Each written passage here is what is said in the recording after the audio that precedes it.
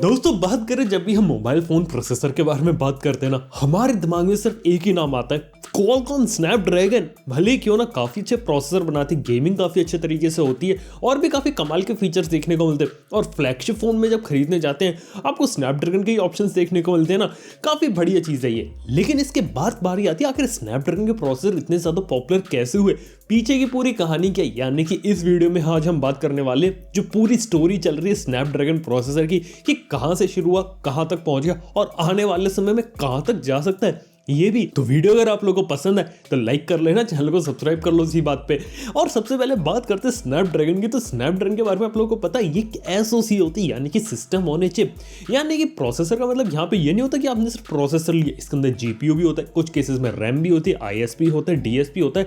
काफी सारे जो अलग अलग कॉम्पोनेंट्स फोन के अंदर होते हैं ना, वो एक ही चिप के अंदर डालती जाते हैं। और क्वालकॉम इस अकेली चिप को कहता है एसओसी, यानी कि इसे मोबाइल प्लेटफॉर्म भी कहा जाता है। और स्नैपड्रैगन इसकी काफी ज्यादा पॉपुलर है। लेकिन क्या आप लोगों को मालूम है इसकी जो शुरुआत हुई थी ना, वो स्नैपड्रैगन नाम से नहीं हुई थी। बात की जाए तो 2007 की कहानी है, जब पहला आईफोन लॉन्च हुआ था। और उसी समय क्वालकॉम भी स्नैपड्रैगन की जगह ना स्कॉर्पियो नाम से एक प्रोसेसर लेके आई थी। जी हाँ, आप लोगों ने इसी सुना, उस जमाने में आपको स्कॉर्पियो देखने को मिलता था। और वो बेसिकली बनाया गया था उस समय के जो विंडोज मोबाइल ओएस आता था ना, उस समय जो विंडोज मोबाइल का जो ओएस आता था ना, यानी कि टच स्क्रीन डिवाइस पीडीएस चलते थे, उनके लिए इस चीज को बनाया गया था। फिर आगे चल के उन्होंने 2008 तक अपने स्नैपड्रैगन वाली सीरीज को निकाला। अब स्नैपड्रैगन को दो वर्ड लगा के बनाया गया था उन्होंने, यानी कि स्नैप और ड्रैगन। और इसको कुछ कह रहे थे फास्ट एंड फियर्स जैसे, यानी कि जिस तरीके से फास्ट होता है, फियर्स होता है, वैसे स्नैपड्रैगन होगा। इसे आप थोड़ा फास्ट एंड फ्यूरियस के हिसाब से भी समझ सकते हैं, लेकिन पीछे का बेसिक लॉजिक ये था क्योंकि 2008 के अंदर उन्होंने एक ऐसी एसओसी भी लॉन्च करी थी जिसके अंदर आपको 1 गीगाहर्ट्ज की क्लॉक स्पीड देखने को मिलती थी। उस समय मेजॉरिटी जो एसओसीज आपको मार्केट में देखने को मिलते थे जो प्रोसेसर, उनमें 500 मेगाहर्ट्ज का सपोर्ट था, लेकिन यहाँ पे 1 गीगाहर्ट्ज का सपोर्ट आया था। साथ ही साथ 3D ग्राफिक्स का, 12 मेगापिक्सल कैमरा रेजोल्यूशन हैंडल करने का, और भी काफी कमाल की चीजें यहाँ पे देखने को मिली थी। और इस चीज ने इसको अपने कॉम्पिटिशन वाले पार्ट से काफी ज्यादा अलग बनाया था। और सिर्फ इतनी बात नहीं है, आज से 10 साल पहले यानी कि 2010 में भी उन्होंने पहली एसओसी बनाई थी, इसके अंदर आपको 1.2 गीगाहर्ट्ज का 12 कोर सीपीयू देखने को मिलता था। लेकिन बात की जाए तो अच्छे प्रोसेसर तो बना रहे थे, लेकिन उनका मार्केट में नाम कब होना शुरू हुआ? वेल 2010 से ही, जब मार्केट में आपको काफी बढ़िया बढ़िया एंड्रॉइड फोन्स देखने को मिलने लगे। सैमसंग भी बना रही थी, एचटीसी भी थी उस जमाने में, एलजी भी थी। ये जो कंपनी थी अपने काफी बढ़िया बढ़िया एंड्रॉइड स्मार्टफोन्स बना रही थी। और देखा जाए तो इन सारी कंपनीज ने क्वालकॉम के स्नैपड्रैगन को यूज किया और उसके फ्लैगशिप एसओसीज को यूज किया। और रिसेंटली उसी जमाने में जो गूगल नेक्सस है ना, उसकी भी शुरुआत हुई थी। और वो भी हर साल यही करते थे कि जो लेटेस्ट स्नैपड्रैगन का प्रोसेसर है ना, उसे ही अपने मोबाइल फोन के अंदर यूज करेंगे। और उसके बाद से जो स्नैपड्रैगन की कहानी ना, वो बहुत ही ज्यादा तेजी से चलती चली गई और आपको मार्केट में काफी सारे स्नैपड्रैगन के प्रोसेसर देखने को मिलने लगे। लेकिन बात ये आती है कि 2012 में उन्होंने कुछ दूसरे नाम से भी प्रोसेसर रिलीज करे थे, जैसे Qualcomm Snapdragon S4 pro processor, जिसके अंदर जो क्रेट आर्किटेक्चर होता था खुद का बनाया हुआ, वो आपको देखने को मिलता था। और उस जमाने में वो डिसेंट होते थे। लेकिन कहानी में ट्विस्ट आता है 2013 में। 2013 में जो एप्पल है ना, वो आईफोन 5s रिलीज करते हैं और उसके अंदर जो चिप वो यूज करते हैं वो पहली चिप होती है जिसके अंदर आपको 64 बिट का आर्किटेक्चर देखने को मिलता है। और 2013 से ही यहाँ पे जो क्वालकॉम है वो अपने अंदर भी चेंजेस लाती है। स्नैपड्रैगन 800 को इंट्रोड्यूस करती है, 600 को इंट्रोड्यूस करती है, 400 को और 200 सीरीज को, यानी कि एक स्पेशल लाइनअप बनाती है, एक फ्लैगशिप वाली, एक फ्लैगशिप के नीचे, एक मिड रेंज और एक बजट कैटेगरी के फोन्स के लिए। और इस चीज का एक फायदा ही रहता है कि एक पर्टिकुलर प्राइस पॉइंट पे जो स्नैपड्रैगन फोकस थी ना पहले, अब क्या है, हर प्राइस सेगमेंट पे आ गई। और इसका बेनिफिट ये हो कि मार्केट में जो आपको दूसरे प्रोसेसर देखने को मिल रहे थे उनसे वो अच्छे से कंपीट कर पा रहे थे। काफी अच्छा एग्जांपल है, फ्लैगशिप में वो एनवीडिया के टेग्रा से कंपीट कर रहे थे, सैमसंग के एक्सिनोस से कंपीट कर रहे थे, उसके लिए उनके पास 800 सीरीज था। बाकी लोअर कैटेगरी में यहाँ पे आपको स्नैपड्रैगन 200 और 400 देखने को मिलते थे, जो कि उस जमाने के मीडियाटेक के जो प्रोसेसर्स होते थे ना, उनसे ज्यादा कैपेबल थे, उनसे ज्यादा फास्ट थे। इसलिए काफी सारे लोगों ने उस जमाने से स्नैपड्रैगन के ऊपर झुकना शुरू कर दिया था। क्योंकि उस जमाने में देखा जाए जो काफी बड़ी बड़ी कंपनीज ने जब अपनी इंडिया में भी एंट्री ली थी ना, जैसे Xiaomi, तो वो भी स्नैपड्रैगन प्रोसेसर को ज्यादा प्रमोट कर रहे थे। जैसे Redmi 1S में स्नैपड्रैगन 400, या फिर बात करें Mi 3 में स्नैपड्रैगन 800। और इससे जो बूस्ट होता है ना स्नैपड्रैगन हमको वो देखने को मिला, यानी कि मार्केट में इनकी रेपुटेशन बनी और धीरे धीरे काफी कम प्राइस के अंदर आपको अच्छी क्वालिटी के प्रोसेसर देखने को मिले और जो रियल परफॉर्मेंस होती है वो देखने को मिलने लगी।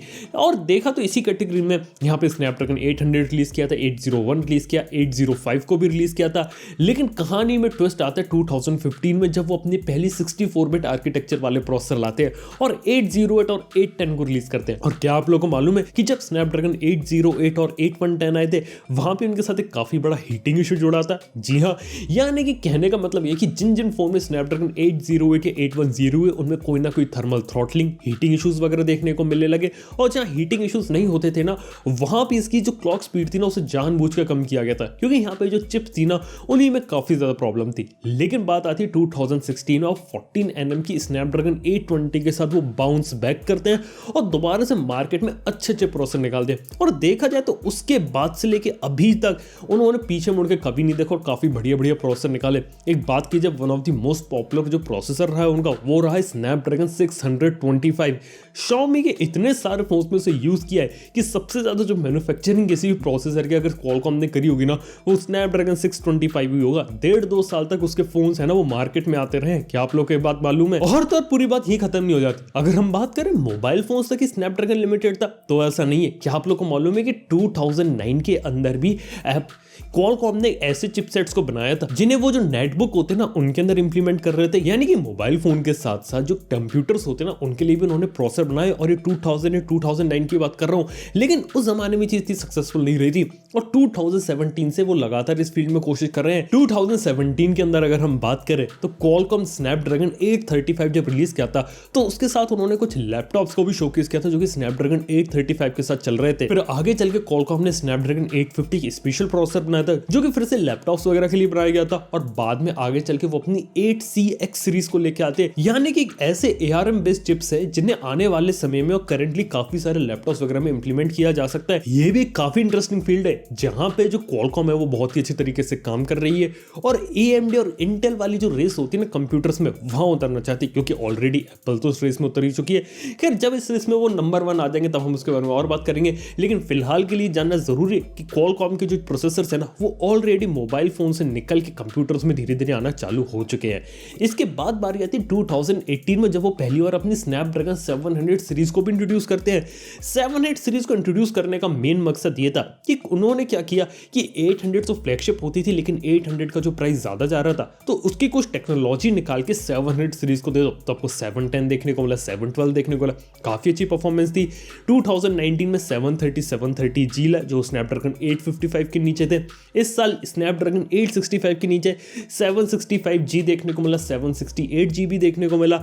लेकिन कहानी बदलती है कुछ टाइम के बाद। अब देखते हैं कि आने वाले समय जो ऑलरेडी स्नैपड्रैगन 888 आ चुका है उसके नीचे वो क्या 777 निकालते हैं या फिर स्नैपड्रैगन 788 निकालते हैं। ये भी काफी इंटरेस्टिंग चीज होगी। लेकिन इतने सारे प्रोसेसर निकालने का पीछे का मेन मकसद ये कि हर कैटेगरी में जाना चाहते हैं। क्या आप लोगों को मालूम है स्नैपड्रैगन 200 बेसिकली फीचर फोन में यूज होता है, काफी सारे जियो फोन के अंदर उसका यूज किया गया है। स्नैपड्रैगन 400 प्रोसेसर 5-6 हज़ार 7 हज़ार या 10 हज़ार के जो प्राइस पॉइंट होता है उसके अंदर यूज किया जाता है। इसके ऊपर बात की जाए तो 600 सीरीज के प्रोसेसर को यूज किया जाता है और 700 सीरीज यहां से कंटिन्यू हो जाती है। ये भी काफी इंटरेस्टिंग चीज है। इसके साथ ही Qualcomm ही पहली ऐसी कंपनी बनी थी जिन्होंने इंडिया का जो नाविक होता है ना जो कि ऑल्टरनेटिव है GPS का, उसे फोन के अंदर इंप्लीमेंट किया था। और सिर्फ इतनी ही बात नहीं है, क्या आपको मालूम है कि 2019 में जो पहला 5G प्रोसेसर आया था ना वो भी Qualcomm ने बनाया था जो कि था स्नैपड्रैगन 855। लेकिन उसके अंदर 5G को यूज करने के लिए आपको एडिशनल 5G मॉडेम परचेज करना पड़ता था, जिससे जो 5G फोन उस समय आए थे ना उनकी कीमत थोड़ी सी ज्यादा हो गई थी। और अभी की बात करें लेटेस्ट स्नैपड्रैगन 888 की तो उसके अंदर भी आपको काफी कमाल के फीचर 4K 120 FPS में रिकॉर्डिंग और भी चीजें देखने को मिलती हैं। और उसका सबसे बड़ा मेन फीचर ये है कि जो 144 हर्ट्ज के डिस्प्लेस वाले फोन्स आ रहे थे, जैसे ROG फोन के बारे में बात कर रहा हूं, आने वाले समय में दूसरे फोन्स भी आएंगे तो उनके अंदर 144 FPS में जो गेमिंग है ना उसका मजा आप ले सकते हैं। तो ये भी काफी अमेजिंग चीज है कि धीरे धीरे जो इन्वॉल्वमेंट है वो होता हुआ जा रहा है। और सिर्फ इतनी बात नहीं है, Qualcomm है ना पिछले काफी लंबे समय से काफी ज्यादा काम कर रही है। एक काफी अच्छा एग्जांपल बताता हूँ। क्या आप लोगों को मालूम है जो मेजॉरिटी स्मार्ट वॉचेस आती है ना सबके अंदर Qualcomm स्नैपड्रैगन की चिप्स यूज होती है। जी हाँ, ये भी काफ़ी इंटरेस्टिंग फैक्ट है। और इसके साथ एक और इम्पॉर्टेंट फैक्ट है कि काफ़ी सारे जो ब्लूटूथ ईयरफोन्स आते हैं जिनमें आपको aptX या aptX HD देखने को मिलता है ना, वहाँ पर भी Qualcomm की चिप यूज़ की जाती है, क्योंकि aptX वाली जो टेक्नोलॉजीज़ है और जो ब्लूटूथ हेडफोन्स की टेक्नोलॉजीज़ है वो भी काफ़ी सारी Qualcomm ने ही डेवलप करी है। और तो और क्या आप लोगों को मालूम है कि iPhone 12 के अंदर जब 5G यूज़ हुआ ना, तो यहाँ पर भी जो 5G मॉडेम है ना, वो भी Qualcomm का ही यूज़ किया गया है। और सिर्फ इतनी ही बात नहीं है, Qualcomm है ना आजकल धीरे धीरे हर प्राइस सेगमेंट के अंदर 5G को ज़्यादा बेनिफिट दे रही है, क्योंकि जिस तरीके से उन्होंने 3G चिप्स लेके आए थे, फिर 4G चिप्स, VoLTE वाले प्रोसेसर्स आगे इंट्रोड्यूस करे, और ऐसे अब वो 5G को प्रमोट कर रहे हैं। देखा जाए तो ऑलरेडी जो सबसे सस्ती चिप है ना, वो है स्नैपड्रैगन 690 5G, और आने वाले समय में प्रॉमिस किया गया कि 2021 में आपको 400 सीरीज में भी 5G प्रोसेसर देखने को मिलेगा, जो कि काफ़ी अमेजिंग चीज़ हो जाती है। लेकिन इसके बाद कहानी आती है कि एग्जैक्टली देखा जाए तो Qualcomm है ना, क्या सिर्फ उसी के प्रोसेसर बेटर है? Exynos और MediaTek भी है रेस के अंदर। वेल रिसेंटली अगर हम बात करें तो MediaTek ने अपनी कहानी बदली और अपने तरफ से अच्छे प्रोसेसर्स को भी निकालना शुरू किया है। और सबसे बड़ी चीज़ ये कि MediaTek के जो Dimensity जो उन्होंने अपने लेवल के फ्लैगशिप प्रोसेसर बनाया ना, वो उनका जो प्राइस रखा है ना, वो काफ़ी ज़्यादा कम रखा है। उनकी खास बात ये है कि अफोर्डेबल प्राइस में आपको 5G प्रोवाइड करना। वहीं बात करें Exynos की, Exynos ने सोचा है कि हम फ्लैगशिप लेवल में कंपीट करेंगे, और Exynos ने अपनी 1080 प्रोसेसर को भी इंट्रोड्यूस किया, जो कि ऑलरेडी स्नैपड्रैगन 865 को बीट कर चुका है। और अपकमिंग Exynos 2100 के बारे में हम बात सुन रहे हैं कि कहा जा रहा है कि वो शायद स्नैपड्रैगन 888 के आगे भी निकल सकता है रॉ परफॉर्मेंस के अंदर। खैर, जब वो प्रोसेसर वाले फोन्स आने लगेंगे तब हमें कहानी क्लियर पता चलेगी। लेकिन इसका एक इंपैक्ट जो Qualcomm पे पड़ा है वो ये पड़ा है कि जिस तरीके से वो प्रोसेसर के प्राइस बढ़ा रही थी, जिससे फोन की कीमतें ज़्यादा हो रही थी, अब वो थोड़ा कंट्रोल होगा। एक फन फैक्ट बता देता हूँ, स्नैपड्रैगन 865 की कीमत लगभग $150 से $165, यानी कि तकरीबन 10,000 रुपए के आसपास पड़ती है एक फोन के अंदर सिर्फ स्नैपड्रैगन 865 को इंप्लीमेंट करने की कीमत। आप इस हिसाब से अंदाजा लगा सकते हैं कि कितना ज्यादा चार्ज करते हैं वो लोग। लेकिन यहाँ पे सुनने में आया कि स्नैपड्रैगन 888 में उन्होंने रेट बढ़ाया नहीं है, लेकिन घटाया भी नहीं है। और देखने वाली बात होगी कि आने वाले समय में Qualcomm स्नैपड्रैगन के फोन से उनकी प्राइसिंग क्या रहती है, और क्या उस प्राइसिंग पे क्या उस लेवल की परफॉर्मेंस वो डिलीवर कर पाते कि नहीं कर पाते। क्योंकि देखा जाए तो MediaTek और Exynos दोनों की तरफ से बहुत ही खतरनाक कंपटीशन तो आने वाला है। तो ये पूरी कहानी हो जाती है Qualcomm स्नैपड्रैगन की। बाकी आप लोग बताइए, क्या आप लोगों के फोन में स्नैपड्रैगन है या MediaTek या Exynos है? जो भी प्रोसेसर नीचे कमेंट में नाम लिखना मत भूलना। वीडियो अगर पसंद आया तो लाइक कर लेना, चैनल को सब्सक्राइब कर लो। थैंक यू हमें कब वीडियो देखने के लिए। मैं आपसे नेक्स्ट फ्रेंड में गुड बाय।